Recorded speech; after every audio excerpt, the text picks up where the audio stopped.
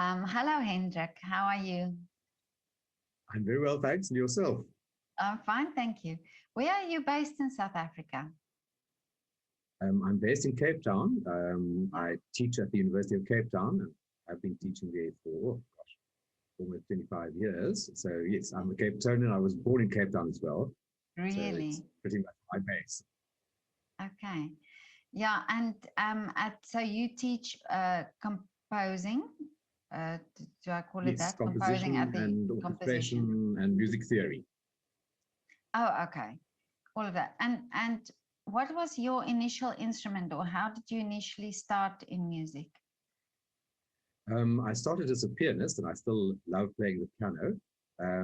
But yes, I never thought of becoming a concert pianist. I think it's too stressful an occupation for me, and I hate staying in hotel rooms. So I think if you're successful as a concert pianist, and of course the chances of that happening are extremely small, yeah, you have a life which I don't really see myself living. And I've always loved writing music as well. And ultimately, I think the love for the writing prevailed over the love for the playing. In fact, I found when I was preparing piano exams, the more intensely I had to practice, the more the need and the desire grew within me to write something. So at the time when I should have been focusing entirely on just practicing, I would suddenly start writing things. Oh, I suppose okay. that's the perversity of the human mind. But anyway, Yeah, that yeah, showed me that perhaps the writing was the thing that for me was indispensable. yeah. Well, I do that with baking. If I'm in a stressful situation and it's too much, then I go and bake. But I wouldn't say I make a career of that. No, I suppose we all have our coping mechanisms or our Yeah, escape yeah, path. yeah. So the writing and what type of music do you write, or do you? Well, Is you? I write, I suppose, contemporary classical music, although that doesn't say very much nowadays because there are so many different strands in contemporary classical music. But yes, I've, apart from a very early period of experimentation when I was about 17 or 18, um, at that stage already I decided that ultimately what interested me in music was a kind of tonal tension. So I abandoned the idea of atonality at that stage.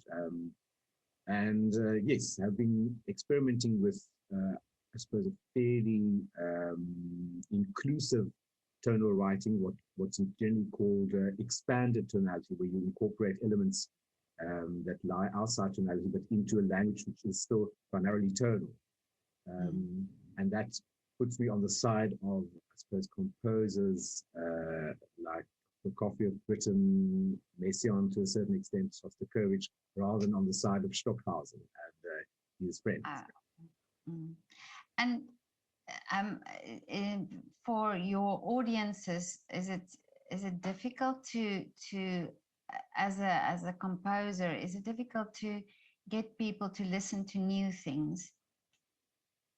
It is extremely. I think the 20th century did a lot of damage there in the relationship between composer and audience, because at a certain stage in the 20th century, it was very fashionable to write music that was meant to shock and alienate the audience as much as possible.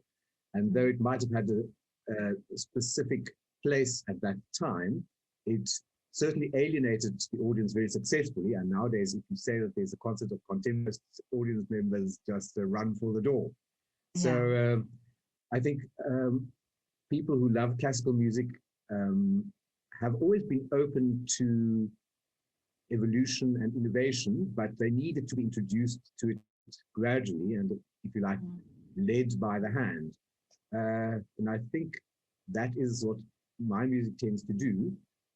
I think you can hear that it's music that is modern and was written in the past century or so, but it doesn't seek to antagonize the audience. It rather seeks to guide them into what I consider very, yes, realms very well worth discovering.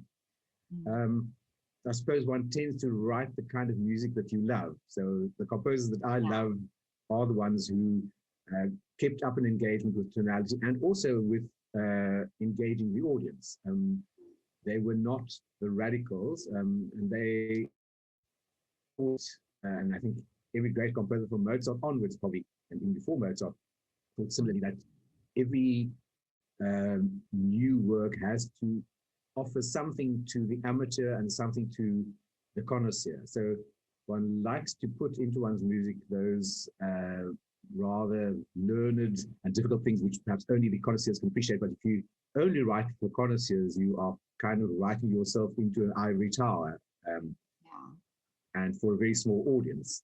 And I think the audience for new classical music is already very small. So my main aim is to expand that audience and to draw as many people as possible into what I consider a very wonderful world of expression. Hendrik, do you sometimes feel the pressure that you have to compose safe? You know, you have to compose something that people will like, that type of thing? Definitely. I think there's very much pressure from the side of the more conservative public who feel that you write music that is too difficult, too advanced. But at the same time, there's an almost equal amount of pressure from the other side, from people who consider your music not advanced enough and who feel that, yes, that you are betraying the cause of contemporary music. So in a way, you are unsafe on both sides, because one could choose to play it safe and write very contemporary sounding music, which would be approved by the advanced side, or you could choose to write very conservative and listener-friendly music that would be approved by the conservative side. But yes, I think for me, the interesting stuff is what happens in between. I don't like the kind of easy listening classical music that's kilometer nowadays. And I also don't like the kind of organized sound that takes no cognizance of things like tonality. So yes, for me, greatness in any art form is often associated with the idea of compromise. I think to be extreme is to be dead. So to be completely conservative, completely avant-garde, both of them are extreme positions where there's very little room for human maneuvering. And for me, art, like all other human activities, is about how we engage with conflicting forces and conflicting interests, and how we achieve some kind of balance that works for us and hopefully for other people as well. Yeah, because some musicians have mentioned this, that you know, feeding the audience the same things is like, you know, that's making them lazy, actually. You know, it's like feeding a child the same food over and over again. And I sometimes have that, also find with myself, you know, that because I'm not a musician and because, you know, I don't have the knowledge, that I sometimes tend to do that, you know, to just go for the things that I know. Look, I think we all do to some extent. There's nothing like having an old friend and, you know, looking up that friend in musical terms. But for me, certainly, it's always been wonderful to discover new friends as well, and new languages and new worlds. So I think most people can do both. They can both enjoy the company of an old friend, but they can also be excited about discovering new ones. And I suppose it's for those people that I tend to write. So yes, I firmly believe, for example, that melody is, if you like, probably the most easily accessible component of music, and in a way, it's the door of entry for a lot of people. If they don't find melodic content that they enjoy in your work, they're not going to look any deeper. So again, in the 20th century, in some circles, melody was regarded as the thing that had to be eschewed and discarded at all costs. And I think that was a very great mistake. I don't say that you have to write melodies that that sound like something written before Mozart, but I think there's also a kind of gradual evolution in musical taste and in musical understanding. And it's a question of not breaking that thread that connects us to the musical past, but extending it, developing it, exploring it, and evolving it. So I suppose essentially I'm an evolutionist rather than a revolutionist. Oh, okay. Yeah. But now in South Africa, for example, where you have the situation that you have um, not many, sorry, not many theaters that are still open, and I don't know exactly how this, I don't know too much about the situation there, but that what I do know is there's not many opportunities for musicians, for example. Um, do you find it difficult in that sense to have audiences that are exposed to music, like here in Europe, for example, they grow up with the theater, they are very much exposed to that. Is it difficult in South Africa to find the audience to find something new, or to give them something new? It is, I think, a lot harder here, primarily because the arts, at least the arts like serious music, tend to be very, very poorly funded. And I think in order to present people with new music, you are taking a risk and you need to have some kind of financial security to do that. That doesn't really exist in South Africa. And because of the bad reputation that new classical music has amongst audiences in a country like South Africa especially, you often don't recover your costs if you do put on a concert. And I think that's very disheartening. So yes, I think there's a lot of work to be done on both sides, on the side of the composers and on the side of the audience, to find a kind of meeting ground. And that's not to say that there haven't been plenty of very exciting ventures and great concerts with great audience response. So I don't think it's impossible. It simply becomes harder and harder the more the arts become reliant on their own resources and on making money. Of course, the easy way out then is to simply write commercial music, or music that is easy listening and therefore will find a much wider audience. But I've never really been interested in that particular kind of music, and therefore I have chosen a more difficult path, which is one which I knew from the start would not necessarily be a money spinner. And it's again to find that right balance between something which is serious and requires effort also from the audience, but which is still accessible and understandable, and which can still, I think, grow an audience. It's simply that I think with the lack of funding, and of course under COVID also, opportunities have become scarcer. I've personally tried to address that by saying, okay, well, maybe let's use this time to record some stuff. And I've just finished recording a CD, the second CD of Leader of Mine, and we were able to use the Baxter Theatre in Cape Town, which at the moment is not putting on any public performances. So we actually had the advantage of that recording space, which usually would be very oversubscribed and very difficult to get into. And we could do that. And of course, it was also an opportunity for giving 6 different singers a little bit of work on the side as well. So they sit waiting for the next concert, which might or might not happen. So yes, I think for classical musicians generally, this has been a fruitful time in terms of recording stuff and creating, if you like, a more permanent record, and something that I think we can again also use once the pandemic is no longer with us, which I hope will be pretty soon. But South Africa also has so many different cultures, and you are teaching now. Do you find that also your students come from different cultures, different backgrounds? Do they compose in that way? Do you find this music represents a lot of what is going on in South Africa culturally?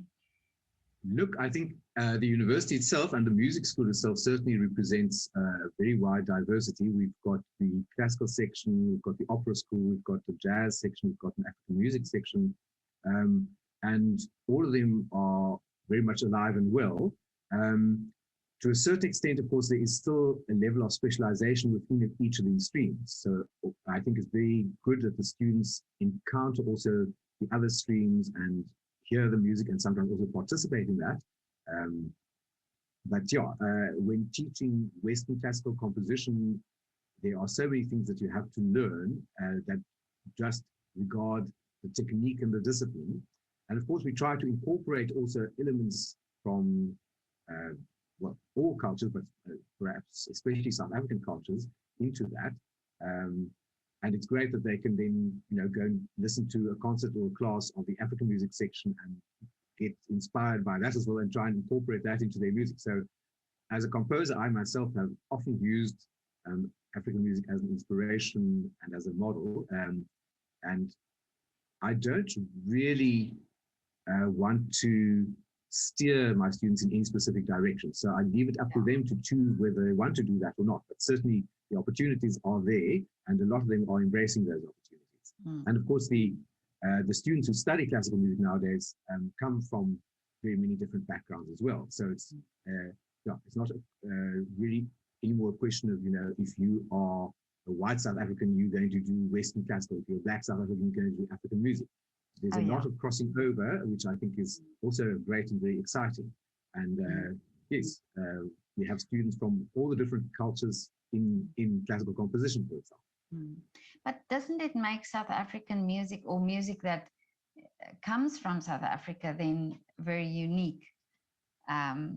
Because of that reason. It can. Look, as I said, I'm perfectly open to, if someone says to me, I'm really just interested in writing in this tradition of the European avant-garde, I'm perfectly open to that, and I will try and guide them to do it in what looks to me the best way.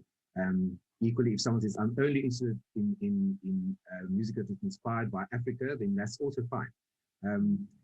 I think it's maybe slightly dangerous for the composition teacher to have too much of his or her own ideas about what music should sound like and should do. I try to equip my students with the technical means for them to have as many tools and as many doors that they can decide to open and go through as they want to. So for me, primarily, university education is about opening people's minds and showing them all the possibilities and giving them the equipment for realizing those possibilities and realizing their own choices in that vast scope of possibility. So I don't think there is one particular type of classical music coming from South Africa, and that is, in my view, a good thing. I think for me, diversity is something to be celebrated and to be encouraged. And I think it's great that South African music is incredibly diverse and doesn't necessarily immediately sound like it comes from South Africa. Some of it does and some of it doesn't, but I'm not going to say it's better that it does or it's better that it doesn't. I've always thought that, for me, one of the most harmful concepts of earlier centuries was the idea of nationalism, the idea that I am part of a nation and therefore I am better than or different to, and so on. I think it's much better that we all believe in ourselves as individuals and in the right of every individual to express themselves exactly as they choose. So if a South African chooses to write music that doesn't sound South African at all, I'm not going to say, well, I'm not interested in your music. You're supposed to sound South African. I don't know what South African is supposed to sound like anyway. If anything, it sounds very diverse and very hard to predict. And I think that's a good thing. I believe firmly in the right of the human being, which for me transcends the right of any group that might want to impose ideas and notions onto the individual. Yeah. And how big is your class? For example, how many students do you have?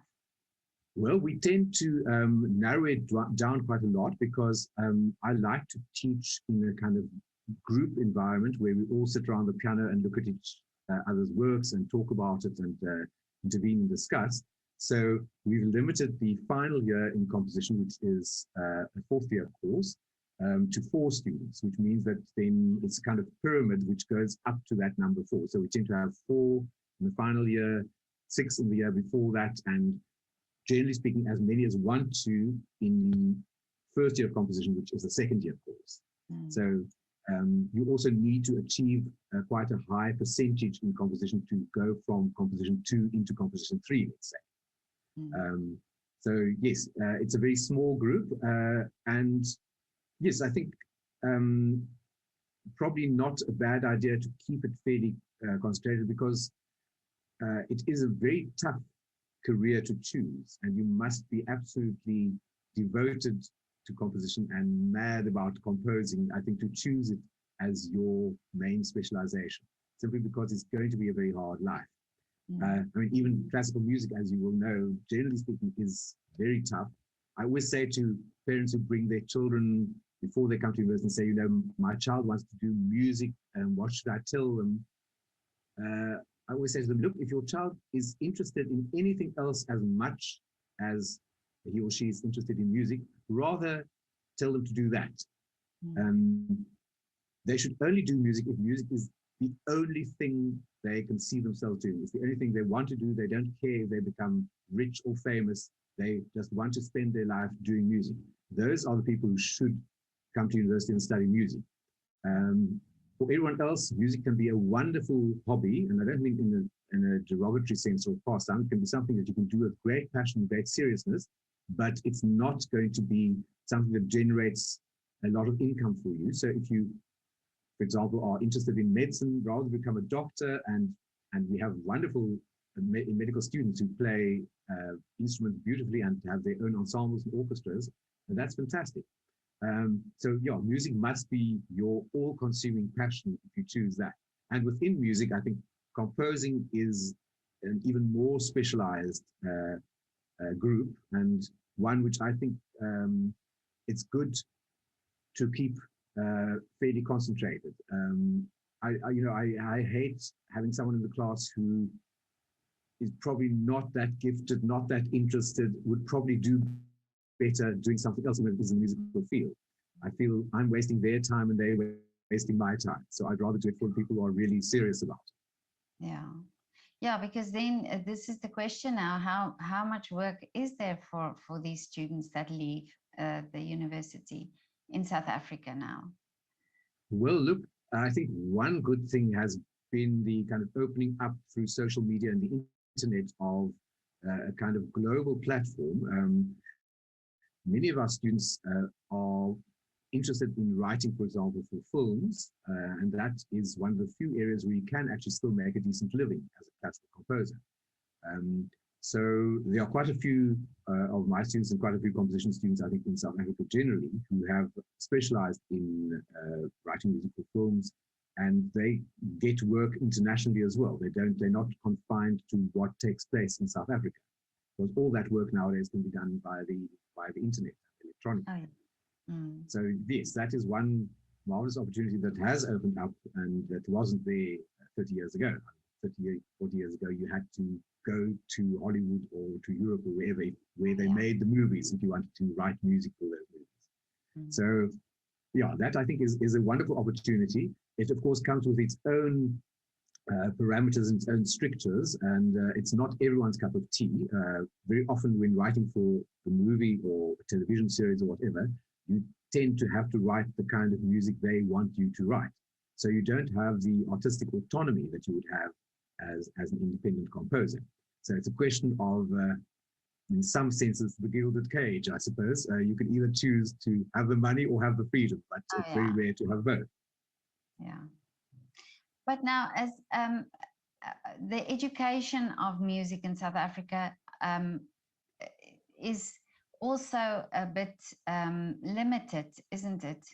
Because I hear, well, I've spoken to some singers and some opera singers, and they all said that they started, for example, in choirs in South Africa, and that these choirs then, that they then were inspired to carry on and study singing and so on.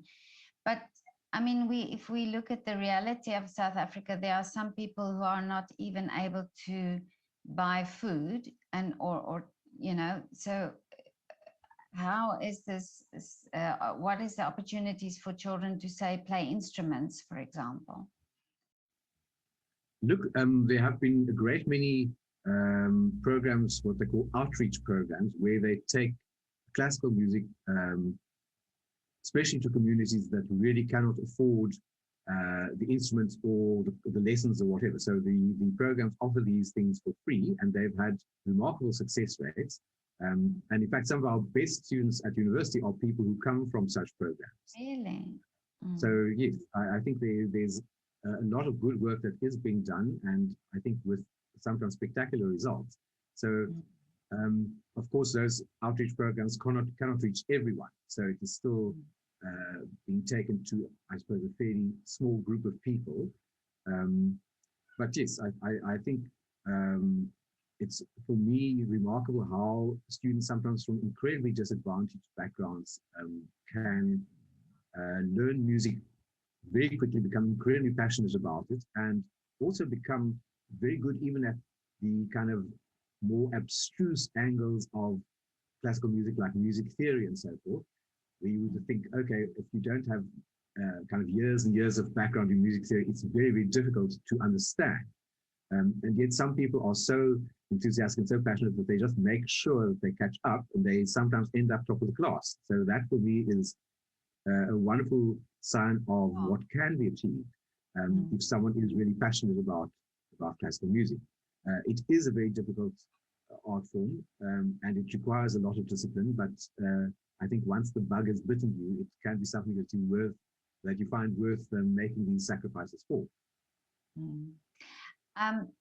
Yeah, but because composing is a sort of a world that I didn't know much about, and the composers that I photographed in my project here in Vienna, they actually said to me that this time in lockdown was for them quite good, because they didn't have other distractions, so they could focus on composing. Do you find that as well for yourself? Yes, indeed. Yes, there's been more time available this year, I must say. Last year was very difficult for me because all our teaching had to be shifted online, more or less overnight, and that was a huge amount of work and preparation. Also because we were instructed by the university to keep it low tech, because many of the students don't have access to huge volumes of data, for example. So we couldn't just, make a video recording of our lecture and put it online and have them download it. That was data overload. So I had to translate everything into typed out notes with graphic music examples and kind of highlighting and annotation and music recorded and placed inside the notes and so on. So yes, it was very, very labor intensive. In fact, for about 7 months, I didn't write a single note of my own music. I was constantly trying to stay ahead of the lectures that I had to present online. So yes, that was incredibly grueling. This year is now our second year of lockdown. So fortunately, those notes are now available. I just have to post them every week. And of course, I still have online interaction with the students as well. But it is now far less onerous. In fact, it's less onerous now than a normal teaching year would have been, because we are still, for the most part, off campus. I only go in 1 day a week and teach kind of 3 1.5-hour sessions, but all the rest of the teaching still happens online. And it does free up my schedule to do composing as well. Unfortunately, the university also recognizes composition as my research activity. So, yes, so that kind of becomes part of my job. So, and what is now next for you? Or what is the wish now for you? Oh, I would say, gosh, that we can have live concerts again as soon as possible. I think there's nothing that for me replaces a live concert and live music making. And I think also as a composer, for me to hear my works played live and experience it together with a live audience is something that I think is irreplaceable. It's wonderful that there are online initiatives and people have been doing wonderful things online, but for me, it's not ever quite the same as the real thing. And do you have, you talked about a recording now, where is it possible to hear this music on YouTube or Spotify or somewhere? Definitely. Look, the CD is still in the making, so it should be finished about by the end of the year. But I've also had the very good fortune last year um, that a very, very distant relation of mine, Hendrik Hofmeyr, who lives in France, and we were actually students at UCT simultaneously at the same time, decided that she wanted to make a CD of some of my chamber music. So quite independent from myself, she went ahead and got a violinist and a flautist and a vibraphone player, and they made this CD, and I kind of edited some of the takes which they sent to me online.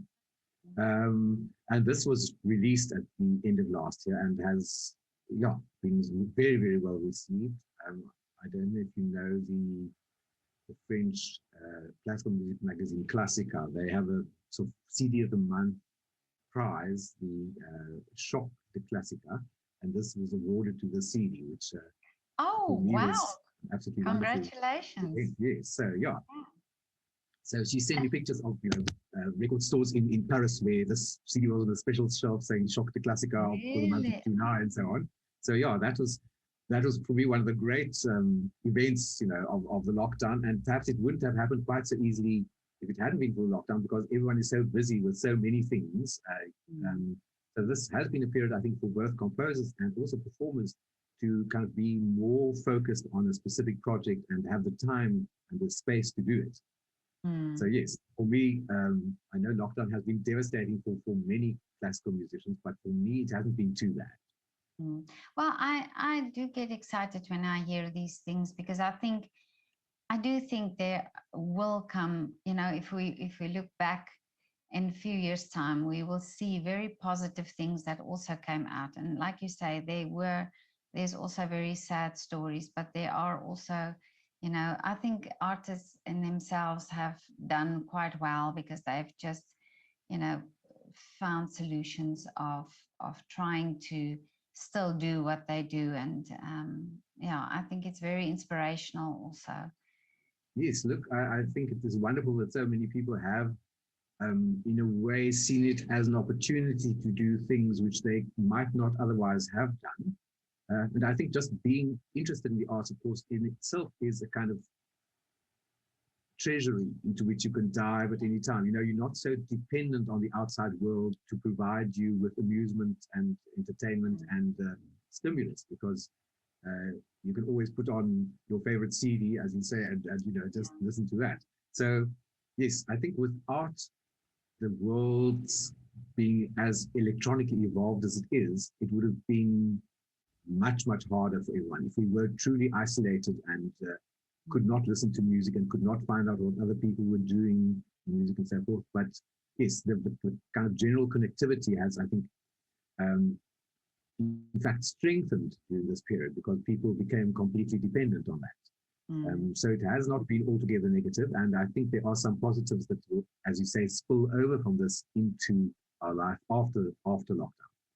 Yeah, and I think you reach, online you can reach so much wider an audience, and I think maybe this just raised awareness, and brought people to start listening to different things or getting to know different artists. So yeah, I think there's definitely going to be something positive. But Hendrik, this was now so lovely to talk to you, and I will definitely put a link on this video on YouTube about your work. Fantastic. Sorry, I just want to interrupt you quickly there. You'd asked me earlier about whether the lead CD was available online. My answer to that about the other CD was actually to tell you that there are links for that CD, and the various tracks are available online. Yeah. So yes, I'll send those to you. Send them to me and I'll put them on. Yeah. Okay. Fantastic. So wonderful. And well, thank you for this wonderful opportunity. It's really wonderful talking to you. And I think it's a wonderful initiative generally that you are reaching out and putting a bit of a spotlight on people who I think often feel a bit neglected and left out. So very good work. No, that's my pleasure. And South Africa is my country. So, As they say, my hartse punt. well,